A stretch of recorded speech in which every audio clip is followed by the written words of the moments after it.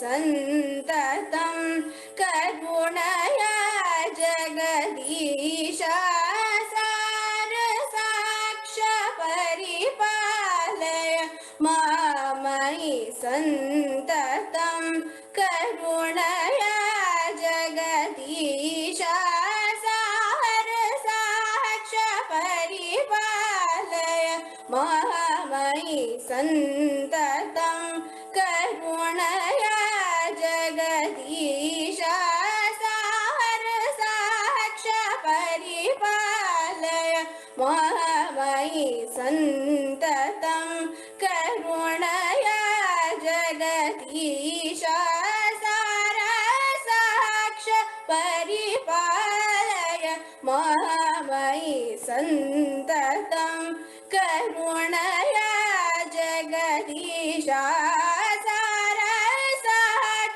परिपालय मामयि सन्ततं करुणया जगदीशा सारसाक्ष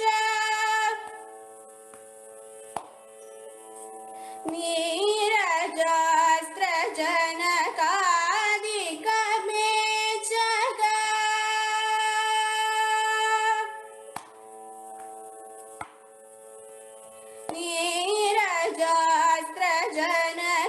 नीरजास्त्रजनकादिकमे जगनीरदाभ करिनायक भयहर नीरजास्त्रजनकादिकमे जगनीरदाभ करिनायक भयहर नीरजास्त्रजनकादिकमे भकरिनायक भयहर सारसाक्ष परिपालय मामयि सन्ततं करुणया जगदीशा सारसाक्ष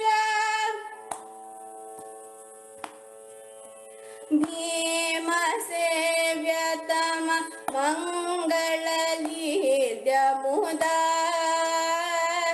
कुरु मे कुशलं भव भीमसेव्यतम मङ्गललीर्यमुदा कुरु मे कुशलं भव भीमसेव्यतम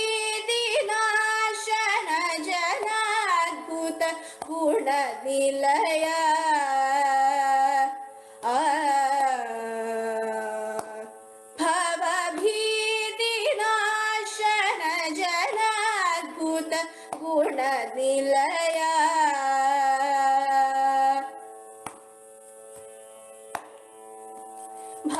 भामिनी समुदाशय मोहन पद्मनाभ कमलादर नीवर भामिनी समुद आशय मोहन पद्मनाभ कमलादर नीवर भामिनी समुद आशय मोहन पद्मनाभ कमलादरणीवर सारसाक्ष परिपालय मामयि सन्ततं करुणया जगदीशा सारसाक्ष भामिनी समुदाशय मोहन पद्मनाभ कमलादरणीवर भामिनी भामिनी समुदाशय मोहन पद्मनाभ कमलादरणीवर भामिनी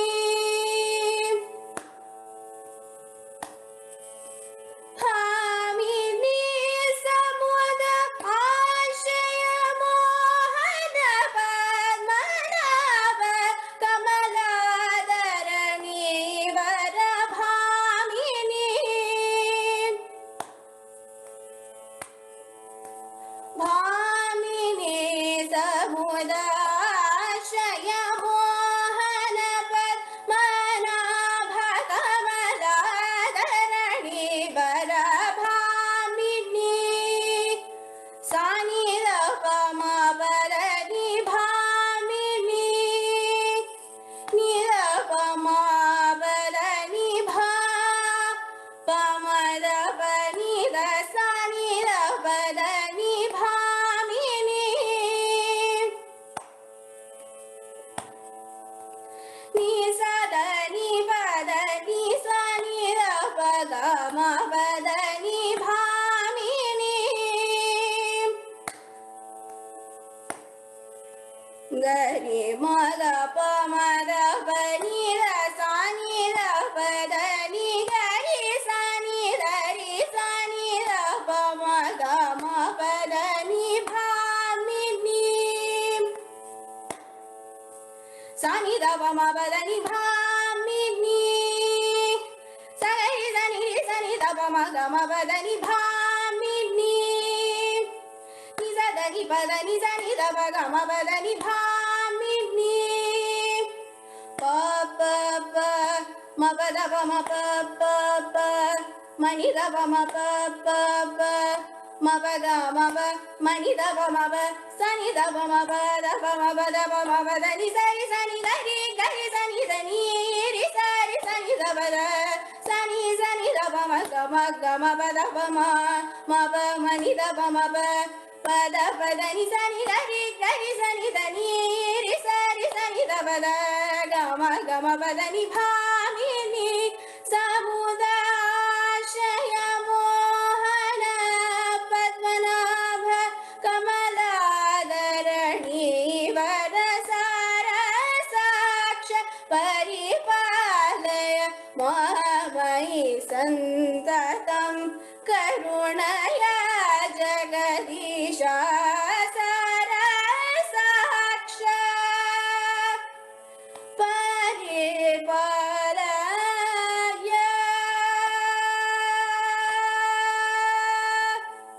Thank you. Wow, wow, wow. What a spectacular performance. Arpana, you made us all so proud today. Thank you. It's such a great composition. I would like to first, congratulate you for taking this up. This is not a very easy song. The speciality is, even though it is Pantuvarali, the reason is everything is in the upper register, right from the Pallavi till the end. You have to be from Shadjamam to the upper Tarasai Panchamam. you have to have voice control, because there's only during your Bhima Charanam portion, it comes somewhat down, but then again Bhamini takes off to the upper octave. So this is one of the, like I just posted in the chat, it's one of the MS Subbulakshmi Amma's classics. She brought it to Tamil Nadu through Shamangudi Mama's notation. So it's one of those often sung, Swatinal compositions. So wonderful control of voice. I really like the flow of the swarams also was very remarkable. All the, kanakas that you presented, really good. Only minor suggestion is in a nishadam, when you catch a nishadam, right, in your alapana as well as when you sing the ni, that's normally very less used in Pantavrali. Ni sa pada ni sa, that ni has to cling on to sa more. That doesn't mean you cannot sing the flat. Very less times you can sing ni ni ni ni sa ni ni ni ni sa ni. You can be sung, but not predominantly.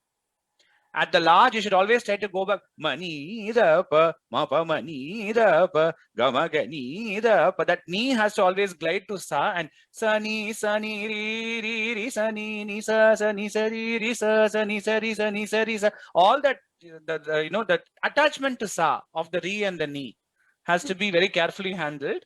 So that's the only minor suggestion. Also, for the ending of the swaram in Bhamini, you can go to ri also. You ended most of them in nishada.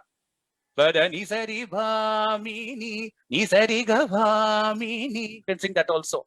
Okay. That's for more ideas in the future. Okay. But overall, very good job. Excellent. I just have to add, your Narval was awesome, and doing it so quickly. And I don't know if you mathematically calculate your swarams and then do the Manodharma swaram. It came very naturally to me. Kind of everything fell in place so beautifully.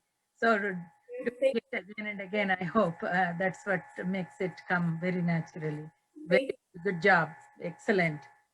Kamavardhini, it's awesome. I beautiful. And the higher notes are the speciality of this kriti, and came very beautifully. No strain at all.